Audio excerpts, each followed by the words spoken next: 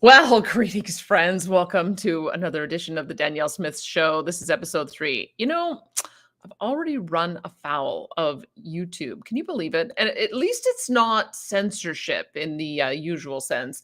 I apparently violated copyright by playing a couple of videos for you on Wednesday. Now, the reason I played those videos on Wednesday was to give you some background on this conference that I attended this week. It was the Canadian Blockchain Consortium, and I wanted to make sure that you understood what Bitcoin was all about, because it's a little bit confusing. I mean, anytime you talk about how money is created, you're going to end up with confusion, because money is a confusing topic. We don't really want to look at the mechanics of how it gets into our bank account. We just want to make sure that it is in our bank account and that we can buy things with it. So I thought that I was doing the right thing, because when I was in mainstream media, as you know, I play videos all the time. And part of the way I would play videos is that my view in media is you must source, you must give credit. That's my paradigm. I'm not trying to pass something off as not being of my own. My view is that if I tell you where it comes from, you're going to say, oh, great, look at what interesting things The Guardian does. Maybe I'll just mosey on over to their website and see if they've got more interesting things for me to look at. Same with the Federalist. I thought the same thing, but apparently YouTube has an algorithm, and if you use another video from one of their stock, all of a sudden you get put in the doghouse. So you probably weren't able to find. We're disputing that, by the way, because I don't understand why people wouldn't look at it as a compliment that others want to give profile to their work and drive more traffic to their website. That was my thinking. It's going to be a constant problem, I understand, but we are disputing it with YouTube. Hopefully we'll be back up again. Apparently the censors at Facebook and Rumble are not as sensitive. So if you want to have a look at it, that's where it would be. Because the thing I've been trying to do throughout the course of the week is build on our knowledge of what changes are happening in the world. And I'm not going to stay obsessed with cryptocurrency and with the monetary system and with Bitcoin and with money.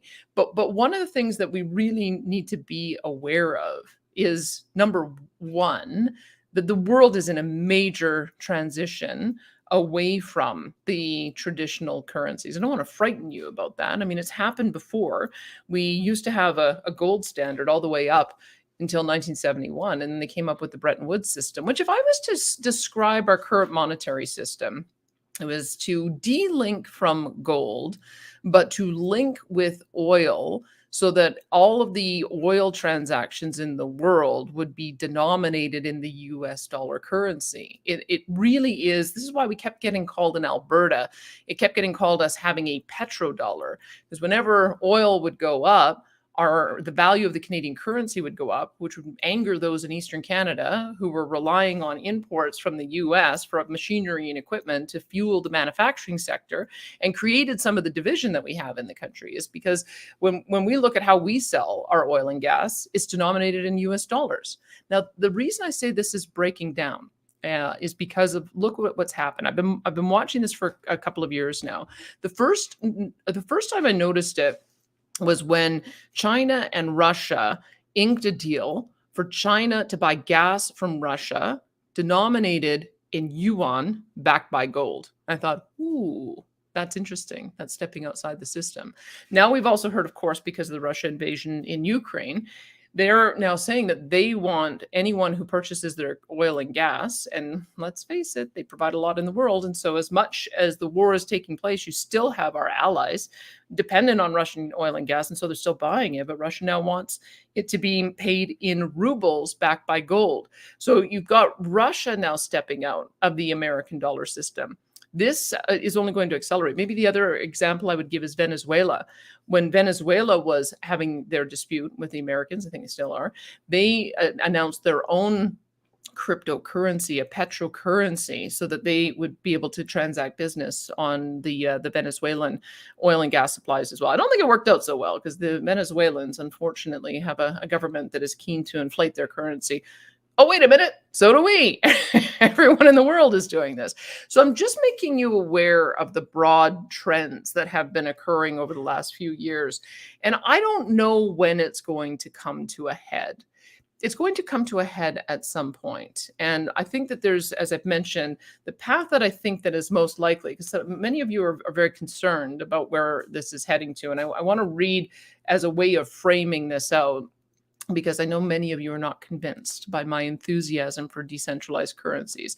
I hope after today I will convince you. So first of all, let me go from one of my locals posters saying, I'm afraid I don't share your enthusiasm for cryptocurrency. Governments currently have a monopoly on money creation.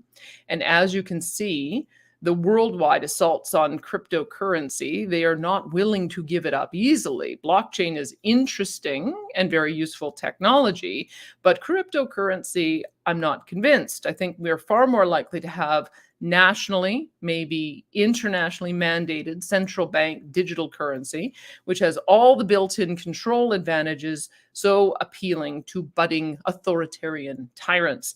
Now, building on your post from last week and the week before, I agree that Alberta is a populous place, and I think as an aspiring premier, you would be well advised to shelve the crypto enthusiasm and concentrate on Alberta first.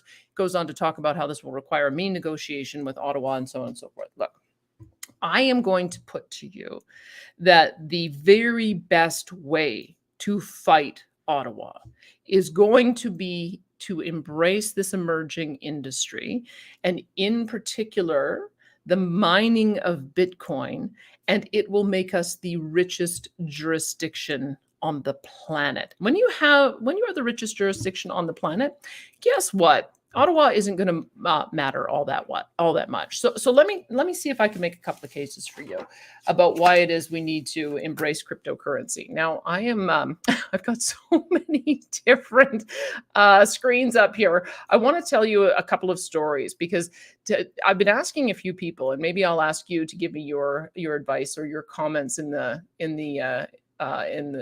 commentary section as well. You're going to have to do this while I'm searching for my email here.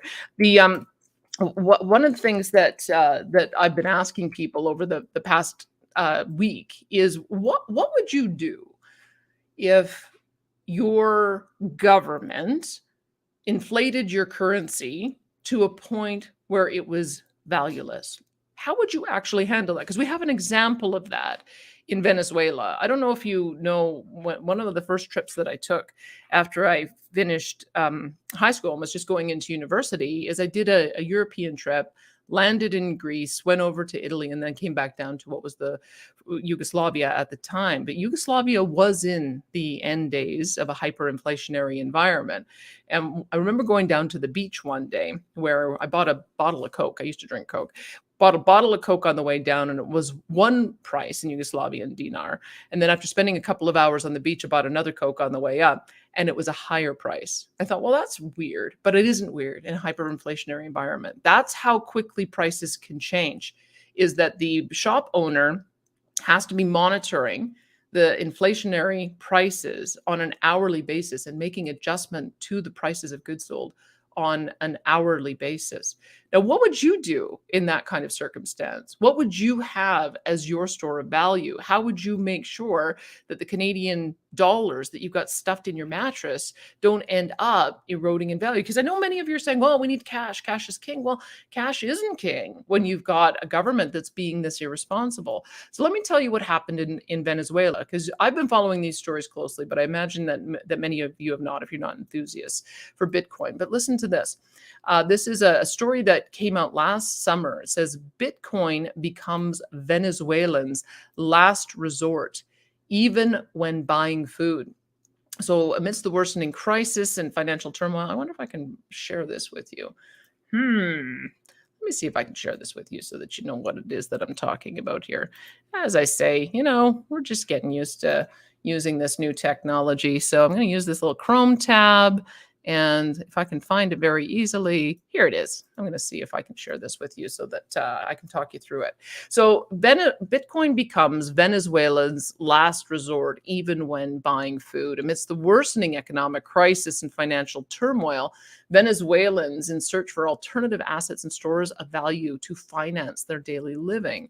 So here's what's going on. I mean, they were experiencing the same thing that I described when I visited Yugoslavia, is that their they get paid in Venezuelan currency, and then they go and try to buy groceries. But in between getting their money and going to the grocery store, it ends up losing value. So they've got excessive regulation on physical assets, such as gold. So the gold isn't a store of value. I did talk to one friend who said that he has read that the two most valuable commodities in the case of a meltdown in society are ammunition and whiskey. Now, I don't know. That's what I'm saying. What are you guys going to do? I can't imagine stocking up on ammunition or whiskey in the event I need to go to the grocery store to buy bread. So if that's why I'm asking you the question, if not Bitcoin, then what? So here's what happened. So the death toll of starving Venezuelan children is rapidly increasing in Venezuela to the point where military personnel resort to trafficking food into the country, and residents are struggling to acquire basic needs like medicine. They were on the brink of economic collapse. I don't think it's gotten any better. But part of what has occurred is individuals, from student to company owners, have reported success in mining Bitcoin and using digital currency to purchase items like food and medicine through online marketplaces that accept Bitcoin. Some students were ordering food through Amazon using Bitcoin, accepting service providers, and they give an example there. So that's what I mean, my dear friends, is that we never really think about what's going to happen in the worst case scenario. But that is what happened in Venezuela, a nation, incidentally, that was one of the wealthiest in the world. All of our left-wing progressive ideologues were looking at that as the model of how the Canadian energy industry should run. Look how badly things can turn out, how quickly things can turn out badly. Now, let me just turn to another example. If you've been watching what's been going on in Ukraine, as we all have, there's been two really interesting developments. Number one has been that the Ukrainian government did a worldwide appeal for donations in cryptocurrency, because guess what? I mean, they needed to buy hard amount of goods and services, medical supplies, military equipment from the international community. And you can't do that in Ukrainian dollars, because who wants to hold Ukrainian dollars in a time when they're in the middle of war? So the official government position, if you can believe it, remarkably, was that they wanted to ask the world to donate to them in cryptocurrency. And lo and behold, guess what? It's actually occurred. So they ended up getting, the last one that I saw, they ended up getting something like $54 million in currency that had been donated through cryptos. So you get that kind of indication from your government. Guess what? You decide to do the same thing. Listen to this story. So here you are, a young person in Ukraine. They're about to come down with mandatory conscription for anyone 18 to, I think, age 60. And so this young guy goes to stand in the lineup to get money out of the ATM. And guess what's happened? They've already put the limitation on how much Ukrainian dollars you could withdraw. It's the equivalent of $33. In addition, lineups are around the block. So listen to his story. So on the morning Russia went to war, Fady woke up at 9 a.m. to a deluge of telegram messages from a friend asking him what was happening on the ground in the western city of Lviv. After a quick scan of the news, he realized his country was under siege. He decided to get out. Now, Fady's 20 years old and asked to be identified by a pseudonym to protect his privacy, because there's conscription for Ukrainian nationals aged 18 to 60. Escaping duty on the front line meant having to clear the border before officials had the chance to lock it down. To do that, he needed two things fast. He needed a negative COVID test and money. I couldn't withdraw cash at all because the lineups to the ATM were too long, and I couldn't wait that much time, Fady told CNN. So he turned to Bitcoin instead. CNBC. He tells CNBC that he made a peer-to-peer exchange with a friend, trading $600 worth of his Bitcoin savings for the zloty, which is Polish national security or currency. And then he went to use it to pay for a bus at the border, a bed in the hostel for him and his girlfriend, and some food. The speed and ease of the crypto transaction proved instrumental. Within 2 hours of Fady's safe passage into Poland, Ukraine closed its borders to all men of fighting age. So that is just two use cases from the current environment we find ourselves in, about how having a decentralized currency able to be accessed on your phone because you've downloaded it into your phone. You're essentially carrying your wallet full of cryptocurrency on your phone. That's part of the way it works. Or in his case, a USB stick. But it allowed for him to get around the government regulations and get around the government limitations. And if you've talked to anybody who's lived in a country where the government ends up bringing down the restrictions on who can enter and who can exit their country, these are the kinds of measures that they control. The very first thing they control is the currency, because think about it. If your currency is going to be devalued, how would you, if you were to make it to the US border and all you had was Canadian dollars at the border, how far are those going to go in the United States? I mean, I have never tried to pay in Canadian dollars in the US. Oh, look at my dogs photobombing us. It happens. This is the hazard of working from home. So if you tried to even go to the United States to pay in Canadian dollars, you're not going to be able to do it. And then if you try to go to a US bank to try to convert it, I don't even know if they would allow you to do that either. So this is one of the limitations that you have when you rely on just a national currency. It's also the reason why I got interested in Bitcoin in the first place, because I've traveled a bit, as you know, over the years. I've been to Israel, I've been to Europe, I've been to America, I've been to Panama, and I've been to Mexico and a few other places. And I always felt like, why shouldn't I just be able to have some kind of global currency that I can hold, so that when I arrive at a place, I can just pull it out of the bank in the local currency? That was sort of the vision that I had for why I wanted to own Bitcoin in the first place, is to be able to make it seamless when you're going from border to border. So this is the world that we now find ourselves in. I don't think it's one of those things where I know most of us just wish for stability, and we wish that we can turn the clock back, but the things are advancing very quickly. And I don't want you to be in a position where you're saying, what in the world's going on out there? Why didn't anyone tell me what was going on? So this is what's going on. There's a couple more things that I want to share with you, because the government, to its great credit, has announced that they are going to be passing it's a new financial act that is going to allow for, it's called the Financial Innovation Act. And it's going to, the reason I'm mentioning this to you is because when it was first announced, it probably went a little bit under your radar screen, and you might not know the full implications of what it is going to do to transform the market in Alberta. But I'm going to tell you, it is going to be extraordinary. If you want to have a look at it yourself, just so that you know that it's coming through, it got introduced on March the 30th. A great fanfare. It is a bill that's being led by Finance Minister Travis Taves. It's called the Financial Innovation Act.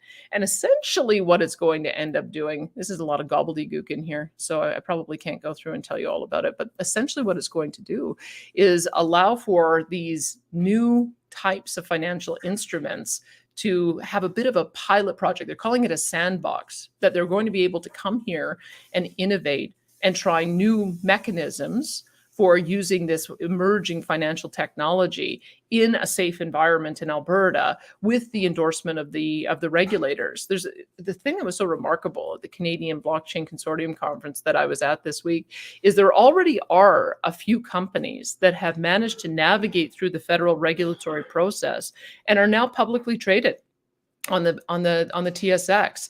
I went through and bought an exchange traded fund in Bitcoin just to see if it would work. So it allows for you to safely hold if you're interested. Remember, anytime you're buying currencies, they go up and down. Like American currency goes up and down, Canadian currency goes up and down. Bitcoin is no different. But it allows for you to enter into the market through a regulated environment for those of you who want to hold it in a way that might feel a little bit more familiar.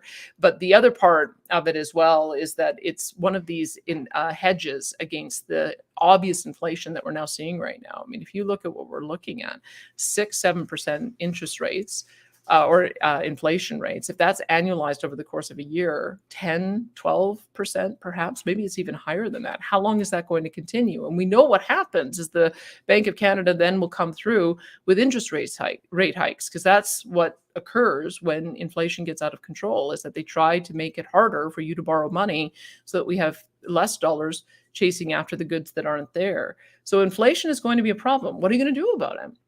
I mean, I know that people are risk averse. I know that people are worried about what a digital currency might mean, but there are two different types. This is, I guess, the battle that I was trying to articulate for you this week. There is going to be, I think, as my texter pointed out, there will be some new currency that emerges that is probably based on a basket of currencies of all of those who want to be in that particular market. So I suspect Europe will be a part of it. Maybe the Swiss franc, which is separate. Maybe the UK pound will be part of it. The US dollar, the Canadian dollar. But they'll have some way of creating a new type of currency at an international level. And I don't know what the mechanism for that is, if it's the World Bank or something else, because they have to reset the currencies. There's just too much debt. There's too much inflation. The system's broken.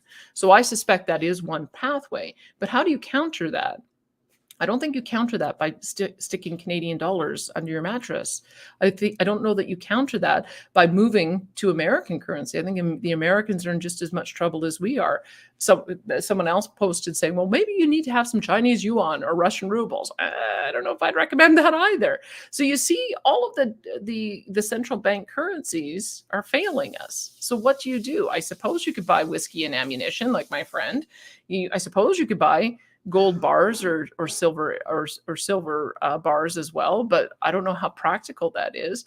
But I've just given you two examples of how people in the worst and most desperate situations in the world, in Venezuela and Ukraine, found the ease of having a little bit of Bitcoin on hand as a bit of an emergency measure, so that it could, number one, help them buy food to feed their family, and number two, help them to escape, to avoid conscription into war. So you have to make your own choice about what your own level of threat is, your own level of risk. But what would you do to create that level of hedge against inflation? So one of the speakers at the conference, he asked the question. His name is Dave Bradley, and incidentally, I mention him because he is with Bitcoin Well, which is an major advertiser on Western Standard. So let me just give him a bit of a shout out for that. But he asked the room, because we're in a room full of about 350 business people, and he wanted to know how many of them had Bitcoin on the balance sheet. How many of them are holding a little bit of Bitcoin in their accounts as a bit of a hedge? And keep in mind too, like, this is not fringe businesses. Deloitte was there, McCarthy Tetro was there, KPMG was there. These are some of the biggest organizations in the world who have some of the biggest customers in the world. And when he asked that question, about 50% of the room put up their hands, saying that they have a portion of their balance sheet that is held in Bitcoin or other cryptocurrency assets. And he took a picture because he said, next year I want to take another picture and see what the answer is. And he guessed that it would probably be 100% of the businesses at that time. So I just don't want you to see this. I'm trying to tell you a trend before it occurs, so that you can make your own choices about whether there's some wisdom in being able to do the same. So I can give you some advice if you want me to walk you through how you would go about doing that. But I'm just trying to make the case for you right now that we're in a time of great flux, and we're not putting the pieces back together the way they were before. And so if we're moving to something new, how do you make sure that you protect yourself? That's my only intention here. Now, the other thing that we talked about, which was really interesting, and the reason why I'm telling you that this is moving along is because there have been a couple of developments that I think are pretty important for you to know about. Number one was when I was doing business advocacy, I came across a company called Mega Energy, and Mega had been looking for the opportunity to establish Bitcoin mining operations in Sturgeon County. Now, here's the problem with mining operations, if you want the truth.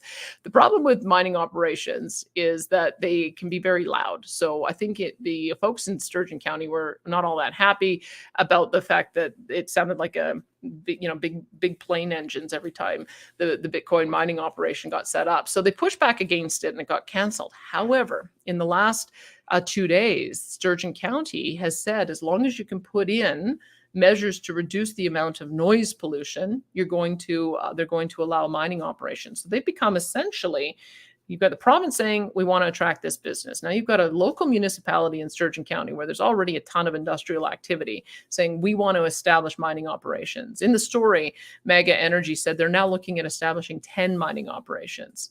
Arby from iMining, I told him this story. He said, I need to find out how to get in touch with those folks in Sturgeon County. We want to set up there too. And this is really important because whether you like cryptocurrency or not, whether you're going to hold Bitcoin or not, there is an entire industry of individuals who are creating more and more Bitcoin through the process of mining. You would have to go back and watch Wednesday if you want to know what that means. So they're creating Bitcoin through the process of mining it with computers, which takes a lot of energy.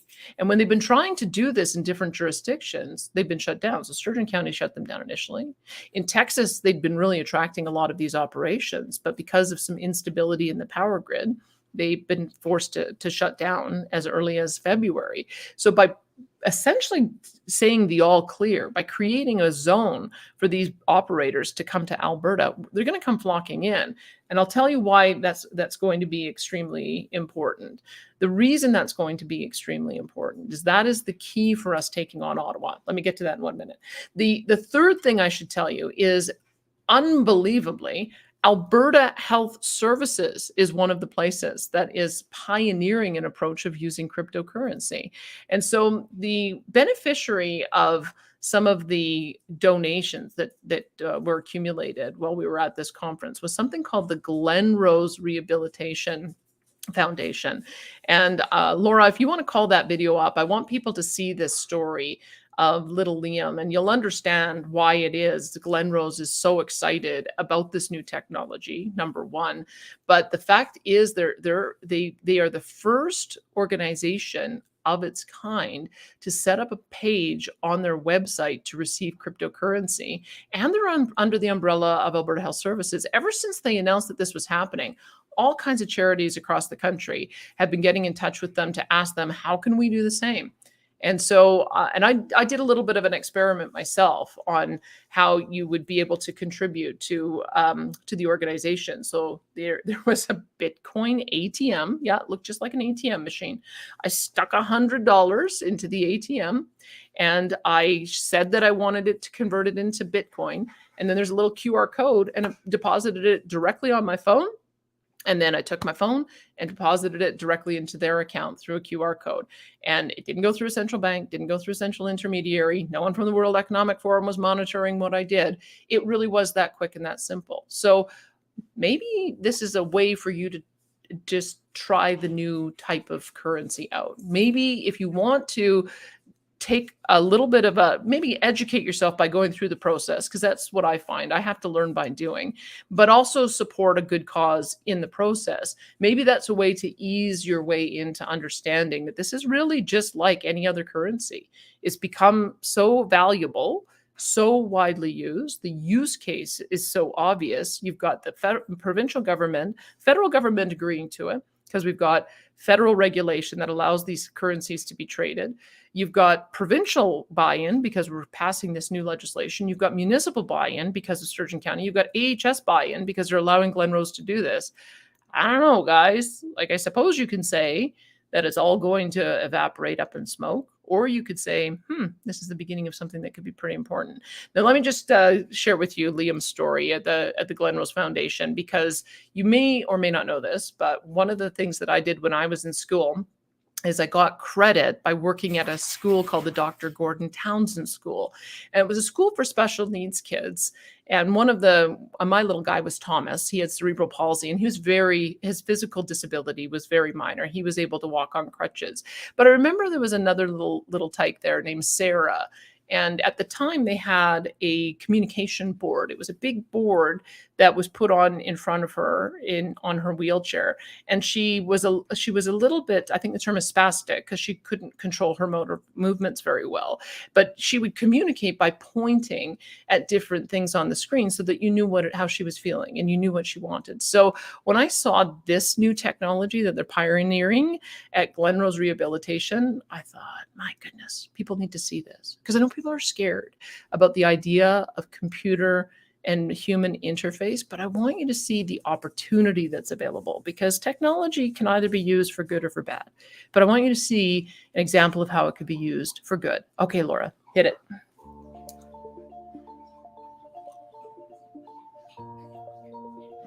I was asked to see Liam because there were some concerns with how his motor development was progressing, and they were having a lot of difficulties with tightness in his muscles that were interfering with what you would typically see a child his age able to do. Liam's cerebral palsy affects his body functions.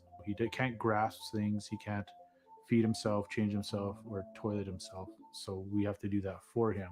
His eyes were just full of life, and he's wanting to communicate and express what he wanted. He's very independent minded. So I knew the minute that we got access to our brain control interfacing that he would be someone that we wanted to talk to about that. Basically, it's taking EEG signals from our brains and it is interfacing with a very special computer system and software. Run over your dad's hand. We can imagine a future where Liam could use BCI to help drive his wheelchair, for example. He might be able to use BCI to turn the lights on and control his home, and then maybe to get in his wheelchair or other way of getting to work and control that to getting work. And BCI may be an important part of whatever profession he chooses. The more independent he becomes with technology, who knows, he can do anything. We want to be able to know that we're providing the very best opportunities and care for everybody who comes to trust their care to a provider here at the Glenrose. Liam has come a long way from being in an incubator. He can do so much more by himself because of the Glenrose. Holy Dinah.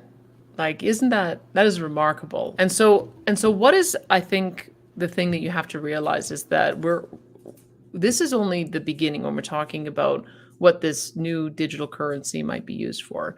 I'm going to be running out of time here. And so just know that the next segment I want to do at some point in the next few weeks is called the metaverse. And to understand what the metaverse is going to be, imagine a little tyke like Liam able to use virtual reality to enter into a space where he could be in an avatar body, able to communicate with his dad, able to, play a game of catch, able to have a conversation. That's the kind of thing that they are working on with this human computer interface. Now, of course, we can all look at the Matrix as the worst possible example of what that world might look like. But, I prefer to be optimistic. I prefer to turn around and look at the ways in which it's going to be helpful to us. So let me just bring this all home for you, because I wanted to just walk you through a few examples of what is happening in the tech space. The tech space is very intimidating, and I'm not going to lie to you about that. I remember when I first wrote about my experience with a new group called Startup TNT, I acknowledged that I'd been writing columns since 1999, and that was my very first technology column that I wrote. I've plunged in with both feet, my friends, and it's only been a year, and I feel very confident talking about it. So you've got to get started somewhere, because the world is changing faster than we can possibly imagine. So I wanted to give you a few examples that I think will make it a little bit more practical to understand how this might impact your life. Now, it may still not. You may still decide I'm not going to do it. However, there are a lot of people who are. And if you look at this idea of creating Bitcoins, it's just another industry. It's a heavily energy and electricity intensive industry.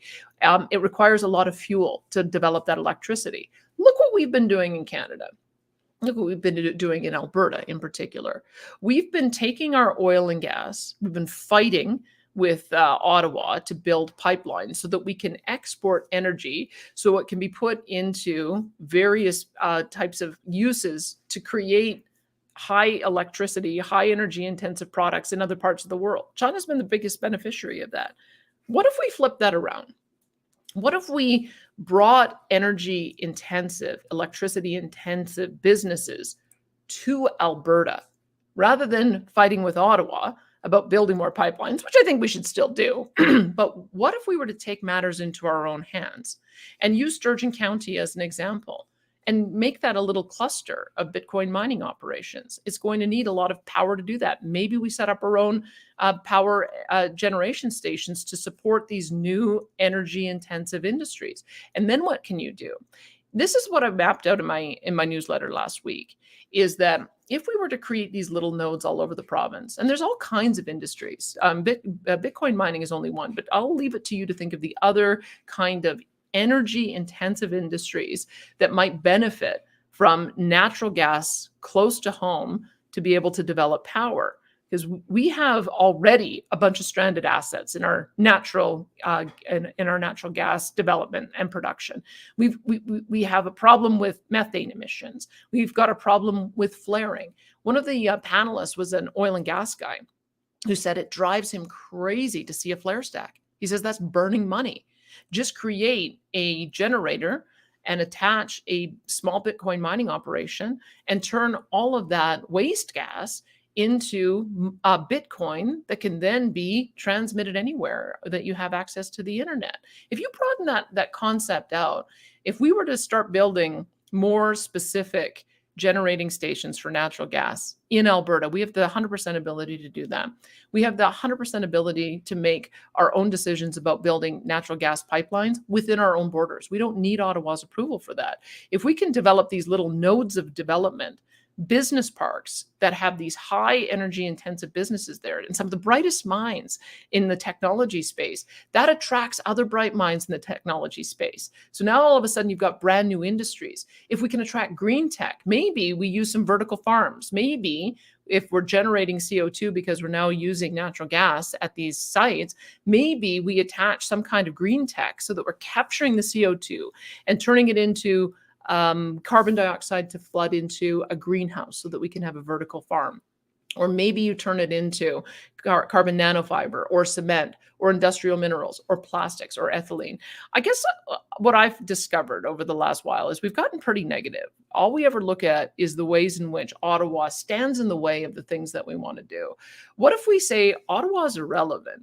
We can do these things ourselves. We can attract Bitcoin mining operations here. We can develop industrial parks anywhere we want in the province. We can build natural gas pipelines to them. We can improve natural gas power stations. We can build out the broadband internet technology everywhere these are so that the product can be exported. And we can adopt green technology and we can essentially have it all. This is why RB from iMining, when he said, if we can embrace this sector, Alberta could be the richest jurisdiction on the planet. And guess what happens when you become the richest jurisdiction on the planet? Well, then you have choices because everybody wants to do business with you. Anyway, my friends, to go back to where we began, with one of my friends saying, you need to drop this cryptocurrency stuff and get serious about fighting Ottawa. I hope you see now that the reason I'm interested in this is because it's the best way to fight Ottawa and assert our independence. And that's what I want to do. All right, my friends, out of time for today. Way out of time for today. I'm only supposed to be doing these 30 minutes, but I got so much to talk to you about. Keep on sending me your feedback and we'll be back at this again. Now, tomorrow, we're going to do something a little bit different. We're going to do a long form interview with Gordon Tulk. He is the person who planted the seed with me all those years ago about a major reform to our Alberta healthcare system. And it starts with health spending accounts. So tune in so that we can talk about that. That'll be happening tomorrow morning at 9 a.m. Look forward to it.